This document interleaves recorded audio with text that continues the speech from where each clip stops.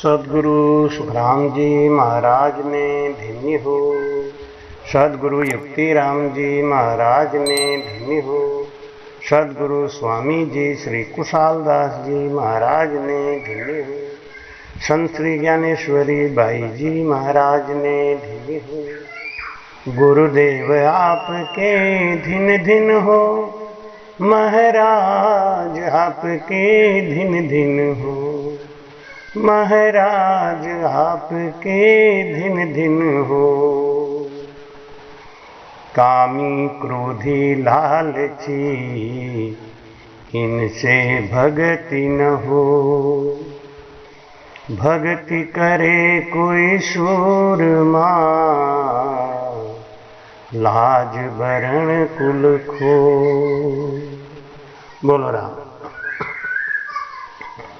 महाराज फरमाते हैं कि कामी क्रोधी लालची इनसे भक्ति न होए। सदगुरु सुखराम जी महाराज वाणी जी में लिखते हैं, कूड़ कपट मन काम में ताघट भजन न हो। करता तो सुख राम कहें, लोक दिखावा हो। जो कामनाओं से भरा पड़ा है, जिसके अंदर संतोष नहीं है, वो भजन नहीं कर सकता। अगर करता भी है तो दिखावा कर रहा है, क्योंकि भजन से हमारा मन शांत होता है। भजन करने से हमारा मन निर्मल होता है। हमारे अंदर मल क्या है? कूड़ कपट, लोभ, झूठ, कामनाएं, असंतोष, ये सब मल है। और धीरे धीरे जैसे जैसे हमारे अंदर ज्ञान आता है, हमारी बुद्धि में विवेक की जागृति होती है, तो हम ये समझ जाते हैं कि बड़ा बड़ा राजशाह, बड़े बड़े राजा बादशाह सभी संसार में है, और सुखों को भोगते भोगते शरीर का अंत करके इस संसार से हाथ पसारे चले गए। सिकंदर बादशाह आया, खूब लूटा उसने पूरी दुनिया को, लेकिन अंत में क्या चाहिए इस लोभी जीव को? 2 गज जमीन। भाई कहते हैं कि भजन करने से हमारा मन शांत होता है। भजन करने से हमारा मल निकल जाता है, हमारे अंदर संतोष आता है। जो भी है कहते हैं हमारा भजन त्रिपुटी पे पहुंच गया, कि हमारा भजन 10वां द्वार पार कर गया। ऐसे महापुरुषों से एक ही निवेदन है कि वो अपने अंदर टटोल के देख लें कि क्या उनके जीवन में त्याग वृत्ति आ गई, क्या उनका लोभ खत्म हो गया, कम हो गया, क्या कामनाएं कम हो गई, क्या अब और हासिल करने की इच्छा खत्म हो गई, क्या हम स्थिर हो गए? अगर ऐसा है तो सचमुच आपका भजन परवान चढ़ रहा है, आप बड़े अच्छे बोलिए। लेकिन अगर भजन करते करते हमारी कामनाएं शांत नहीं हुई, हमारे अंदर असंतोष ही है, शांति नहीं है, प्रसन्नता नहीं है, दुख और आशंका से ये मन दबा पड़ा है, अभी भजन हो नहीं रहा है। भजन की ये परीक्षा है। भजन की ये परीक्षा है कि भजन होता है जब, तो कंठ स्थान से ही हमारा अंग परिवर्तन होने लगना चाहिए। भ्रम में मत फंसो, किसी के बहकावे में मत आओ।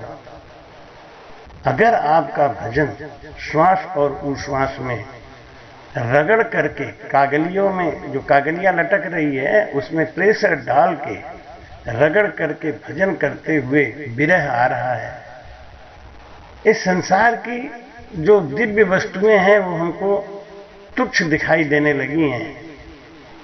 अब मेरा मन उदास रहने लगा है। दरिया बिरही प्रेम दिल तन पीला मन सूख, रैनन आवे नींदड़ी, दिवस न लागे भूख। बोलो राम। महाराज कहते हैं दरिया बिरही प्रेम दिल, तन पीला मन सुख। हमारा संसार से मन उदास होने लगता है। तन खीना मन रहे उन्मना, करे सकल रहे न्यारे। महाराज लिखते हैं वाणी में, तन खीना मन रहे उन्मना, करे सकल रहे न्यारा रे। अंतर माई अखंड लेव लागी, सोई हरि को प्यारा रे लो। वो धन्य है जिसका मन संसार के राग रागनी और इस चकाचौंध पूर्ण सुख वासनाओं से उदास हो गया है, उसको भजन हो रहा है। खान पान व्यवहार सब उसका छूट गया, वो किसी से व्यवहार नहीं निभाता। अब कोई राजी रहे या नाराजी रहे, उसको कोई फर्क पड़ने वाला नहीं। जगत को राजी करने के लिए जब उसका मन हट जाए, भजन हो रहा है। जगत की वस्तुओं से प्रेम हट जाए, भजन हो रहा है। ये परीक्षा है। और जब तक हमें जगत की वस्तुओं की चाहना है, परिवार में हमारी चाहना है, मान बढ़ाई की चाहना है, तब तक भजन हो रहा है। लेकिन रास्ते में तो है, मंजिल नहीं है। मंजिल आया नहीं, अभी मंजिल से बहुत दूर है। इसलिए प्रयास करते रहो, अपने मन में हमेशा विचार करते रहो। किसी को दिखाना नहीं, अपने को तोलना है। हम भटक तो नहीं रहे ना। अगर हिरन ने आंख बंद कर लिया है तो वो छुपा हुआ नहीं है, बहेलिया उसको देख रहा है और वो बहेलिया उसको ले जाके उसका वध करेगा, दुख देगा। ऐसे यमराज से बचना है तो झूठा भावना मत रखो मन में, पक्का भावना रखो, भजन करो। और यमराज का फंद क्या है? यही फंद है, काम क्रोध लोभ मोह अहंकार। एक गुरु जी ने वचन करते हुए सुनाया कि पाप का बाप है लोभ और पाप की माता है ममता और पाप का दरवाजा है आंख। जहां लोभ है, जहां ममता है, वहीं पे पाप है। और लोभ और ममता के होते हुए कोई भजन नहीं कर सकता। भाई कहते हैं, कृपा करो गुरु शिष्य को तारो, भरम करम मन ममता मारो। कृपा करो गुरु शिष्य को तारो, दया करो दाता शिष्य को तारो। भरम क्या? दुनिया भरम भूल बोराई। भरम क्या है और भूल क्या है?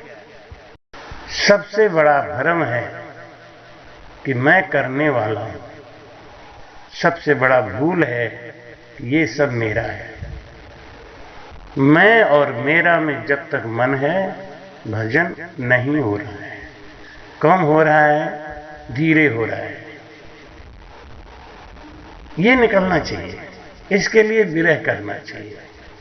यही तो विष है। महाराज कहते हैं ना कि ऐसा भेद बताव जो समर्थ गुरु मेरा, राम मिलो इन देह में काटूं विष झेरा। तो विष क्या है? यही ममता, लोभ, ये विष है। कामनाएं विष है। जैसे सूरज के ढल जाने के बाद अंधेरे में दुनिया भर के बैक्टीरिया पैदा होते हैं, खतरनाक कीटाणु पैदा होते हैं जो दिन के समय में मर जाते हैं। उजाला होते ही, सूरज के निकलते ही हजारों लाखों बैक्टीरिया अपने आप ही मर जाते हैं और सूर्यास्त होते ही ये सब बैक्टीरिया पैदा होते हैं। जब हमारे अंदर अज्ञान है तो हमारे अंदर विष है। जब ज्ञान का सूरज निकलता है तो हमारा वो विष नष्ट हो जाता है। सूरज के निकलते ही हजारों लाखों प्रकार के बैक्टीरिया, छोटे कीटाणु सूर्य की गर्मी से ही भस्म हो जाते हैं, नष्ट हो जाते हैं। ऐसे ही हमारे अंदर गुरु ज्ञान के आते ही हमारा विष नष्ट होने लगता है, कम होने लगता है। बिन संतोष न काम न शाही, काम अक्षत सुख सपने होना। जिसके अंदर कामनाएं भरी पड़ी हैं, लोभ भरा पड़ा है, वो भजन नहीं कर सकता। भजन करता है तो दिखावा कर रहा है। भजन की उच्च स्थिति में हमारी कामनाएं मर जाती हैं, लोभ खत्म हो जाता है, ममता रहती नहीं है। ये उच्च स्थिति की पहचान है, परीक्षा है। एक बार एक संत ने कहा कि पाप का बाप है लोभ, पाप की माता है ममता, पाप का दरवाजा है आंख। तो उनके शिष्य को शंका हो गई कि लोभ में पाप का बाप क्यों बता दिया महाराज। उन्होंने कहा महाराज जी, लोभ को पाप का बाप क्यों कहा आपने? महाराज ने कहा विश्वास करो या नहीं करो, लोभी आदमी कोई भी पाप करने में गुरेज नहीं करता, परहेज नहीं करता, वो कर सकता है। लोभी आदमी कोई भी पाप कर सकता है। शिष्य ने कहा कि महाराज थोड़ा संशय होता है। गुरुजी ने उसको प्रैक्टिकल ज्ञान देने के लिए एक दिन क्या किया, अपने कुत्ते के गले में एक कीमती हीरा लटका दिया, धागा में बांध के। वो शिष्य जब सत्संग में आया तो उसने कुत्ते के गले में हीरा देखा। उसने सोचा ये गुरुजी ने इसके गले में हीरा क्यों बांध दिया। जब सत्संग पूरा हो गया तो उसने कहा गुरुजी आपने इस कुत्ते के गले में क्या डाला है? गुरुजी बोले मैं नदी के किनारे गया था, आते समय ये कोई चमकीली चीज मिल गई तो मैंने इस कुत्ते के गले में डाल दिया, मुझे अच्छा लग रहा है। वो शिष्य समझ गया कि गुरुजी को इस हीरा की कीमत का पता नहीं, इसके लिए गुरुजी कुत्ते के गले में डाल दिए, नहीं तो ये तो तिजोरी में रखने की चीज है, कीमती चीज है। बोला गुरुजी अगर आपको अपने कुत्ते के गले में ऐसे धागा ही पहनाने का मन है तो ये चमकती हुई चीज हमको दे दीजिए, हम आपके कुत्ते के लिए बहुत बढ़िया बेल्ट खरीद के लाएंगे, पटा डालेंगे। गुरुजी ने कहा नहीं नहीं तू रहने दे, ये तो इतना ही ठीक है। तो गुरुजी आप समझिए तो सही, आपका कुत्ता मेरे लिए महान है, आपका कुत्ता मेरे लिए आप जैसा ही है। आपके कुत्ते में और आप में मेरे लिए तो कोई अंतर नहीं है। लोभ में इतना अंधा हो गया कि अपने गुरुजी की गरिमा को भी गिरा दिया और हीरा जानते हुए भी झूठ और कपट कर रहा है। गुरुजी आप चिंता मत करो, मैं आपके कुत्ते के लिए ना कोई बढ़िया सा पट्टा लाऊंगा, घुघरूदार पट्टा लाऊंगा। गुरुजी ने कहा तू ये सब छोड़ और अपना भजन में मन लगा। लेकिन उसका मन भजन में क्यों लगे, उसके अंदर तो लोभ आ गया। रात को गुरुजी ने कहा तू घर जा बेटा, जाके घर पे सो जा। अब वो घर गया, सोया तो उसके मन में संशय आ गया कि ऐसा ना हो कि कुत्ते का स्वभाव है वो कहीं उसको तोड़ के फेंक दे, हाथों से खुजली करने के बहाने ही धागा तोड़ दे, तो लाखों रुपए का हीरा नुकसान हो जाएगा। गुरुजी को तो पता है नहीं, अगर मैं बता दूंगा गुरुजी को कि ये लाखों का हीरा है तो गुरुजी हमको भी नहीं देंगे और कुत्ते के गले में से निकाल के अपने पास रख लेंगे। अब करें तो क्या करें, संकल्प विकल्प में रात बिताया, सवेरे जल्दी भाग के गया और जाके गुरुजी का दरवाजा पीटने लगा। गुरुजी ने कहा क्या बात है, इतने सवेरे कैसे आ गया तू? अब वो गुरुजी को तक कम देखे और अपने कुत्ते को ज्यादा देखे। जब देखा कुत्ता है, उसके गले में हीरा है, तो उसको चैन की सांस आई। उसने कहा गुरुजी, आपके जो कुत्ते के गले में ये चमकती चीज है ना, ये हमको दे दो, इसके बदले में आप जो कहो मैं आपका करूंगा। गुरुजी ने कहा कोई कीमती चीज है क्या?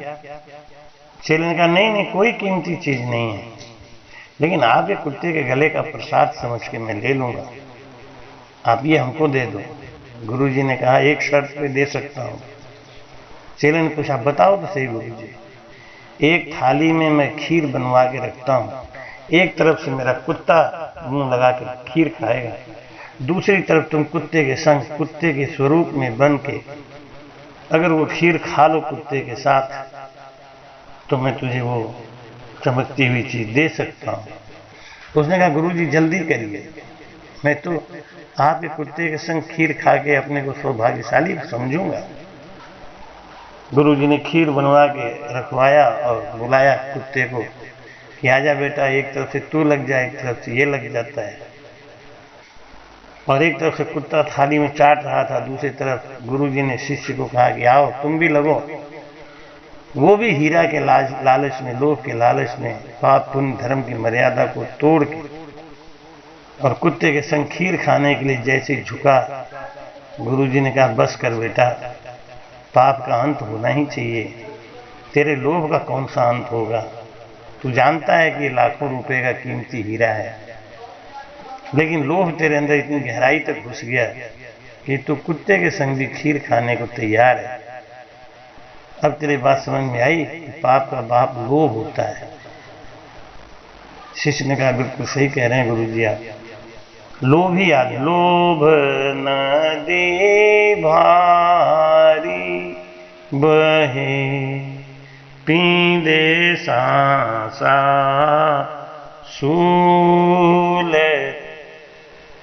भाई कहते हैं लोभ नदी भारी बहे पींदे सांसा सूल, पांच पुरायत तीर पे उबा कर कर झूल, किस विद मिली हो राम सुन, आड़ा बेरिय पार जब चालू हरि मिलन को, लेवे बिचे मुझे मार, किस विद मिले हो राम सुन।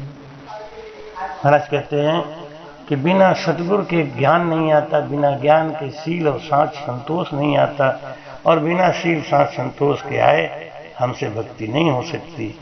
इसलिए महाराज समझाते हैं कामी क्रोधी लालची इनसे भक्ति न हो, भक्ति करे कोई शूरमा लाज बरन को। जो परमात्मा के भक्ति के लिए लाज बरन सब खो के और सांसों सांस भजन करता है, संसार में वही विजयी है, वही जीतता है, बाकी सब हार जाते हैं। यही विष है, काम क्रोध लोभ मोह अहंकार, ये विष है, यही खतरनाक बैक्टीरिया है जो ज्ञान रूपी सूरज के निकलने के बाद नष्ट हो जाते हैं। इसलिए हमको ज्ञान और विवेक से जीवन में जीना चाहिए। राम महाराज।